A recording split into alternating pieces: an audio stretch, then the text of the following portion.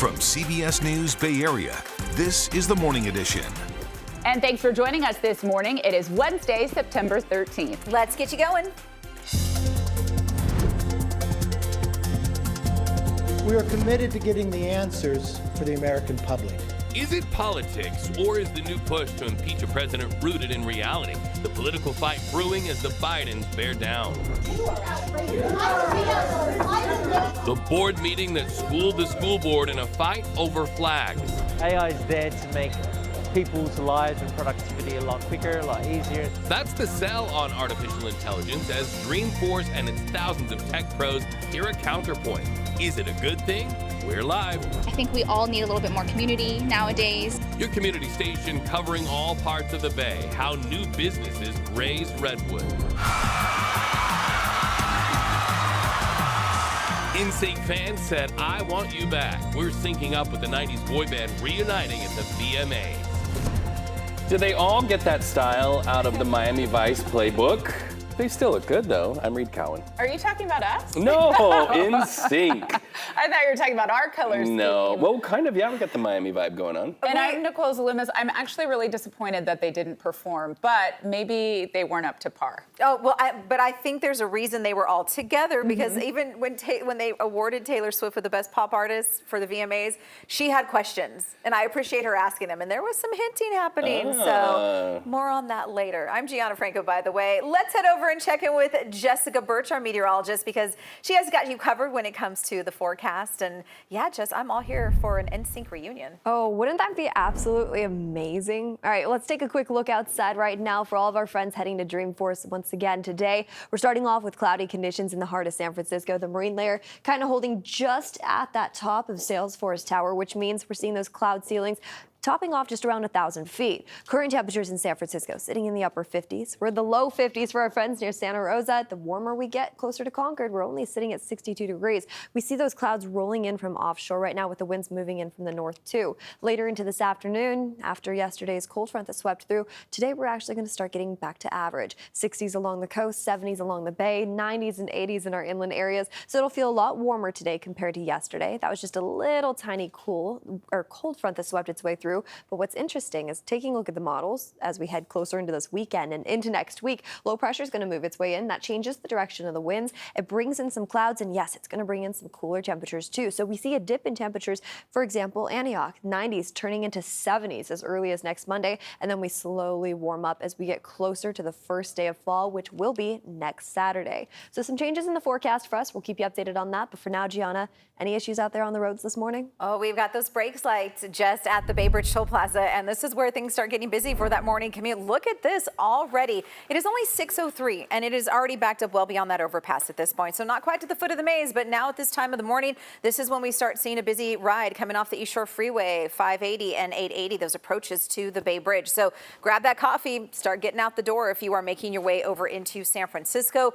There will be a lot of people in the city doing the same thing because of the Dreamforce convention. So that means things are going to be busier than usual on our roadways, especially right around Moscone Center. Howard Street will be closed between 3rd and 4th. That extends throughout the rest of the week. So use public transit. Bart, a great way to get around the city and kind of navigate all that. Hey, G, we have some breaking news this morning. Video just into our newsroom of the arrest of an escaped murderer in the state of Pennsylvania. There he is, hands behind his back, cuffed, and so many people around him. State police said they finally captured this guy, Danilo Cavalcante, 2 weeks after his escape. He's been chased by about 500 people in a heavily wooded area. In recent days, police say Cavalcante stole a .22 caliber rifle from a garage of a homeowner, then stole a dairy farm van, which he ditched in a field. Cavalcante escaped Chester County Prison back on August 31st. He's now back behind bars to complete his life sentence for murdering his ex-girlfriend. We head to downtown San Francisco for the second day of the annual Dreamforce event. The main focus this year is artificial intelligence and how it can be used more. Governor Gavin Newsom is set to participate in a keynote panel today on California's leadership in tech innovation.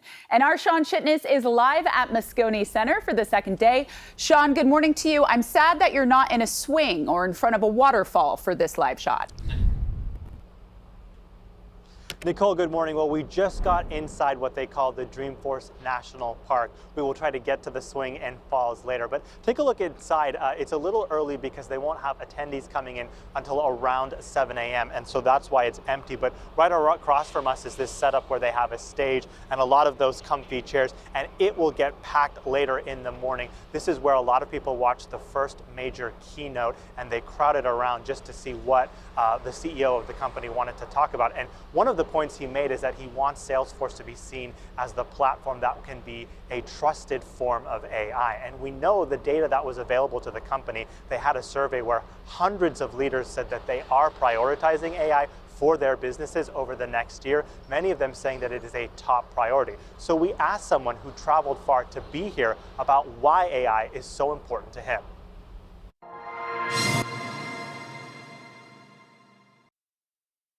Everywhere you look around Dreamforce this year, you can't miss the theme, AI. We're here to learn about AI being the hot topic. Everyone wants to know what kind of business applications can you potentially use AI for. Kyle Mai is the Chief Innovation Officer for Esquire Bank based in New York. He's returning to Dreamforce, eager to see what more his company can do with this technology. Dreamforce was promoted as a conference bringing in dozens of the top minds on AI. Our high-profile speakers that are coming, that are all of those researchers, are also ethics experts, and they're really talking about how we need to be thinking about regulation, how we need to be thinking about access to AI and trust in AI, secure data. That's important for Kyle and the company he works for. As a financial institution focused on lawyers, Esquire Bank uses AI to create and send content to their customers, including marketing information about loans those customers, like a law firm, could use to grow their businesses. They're articulating how important trust is. They're building that trust layer, because AI is effectively new functionalities that people are uncertain of. So while much of the conversation this week will be on trust, Kyle's hopeful about the possibilities and excited to expand how his company uses this technology. AI is there to make people's lives and productivity a lot quicker, a lot easier, and do things much more smarter and effective. Here's another way to appreciate the importance of AI going into this conference with a different survey that Salesforce conducted where they asked thousands of workers about the topic, and a majority of them, more than half, said that they do believe generative AI will help them advance their careers. But 62% said that they don't yet have the skills to effectively and safely use this technology. Guys, back to you. All right, thank you so much, Sean. It just reminds me of spell check. Yeah, I mean, right? What did we do before spell check? Now we're going to say 10 years from now, what did we do before AI? Yeah, and we're going to have that conversation as it pertains to education tomorrow, right here on this broadcast. A Harvard professor is going to be talking about how that could influence people who are writing papers or not writing papers. Or maybe even writing music, things like that. There's a lot of big artists thinking of, how this is going to change the game for them. So it'll be interesting. Well, speaking of music, after the conference tonight, many people are heading to Chase Center to attend Salesforce's annual Dreamfest charity concert.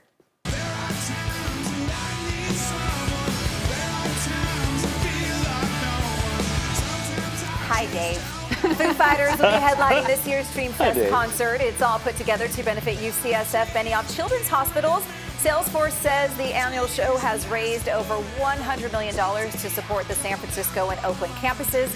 Tonight's show will start at 7 o'clock, so it's already being set up. There's stuff happening in front of Chase and inside, so it's going to be quite busy around there.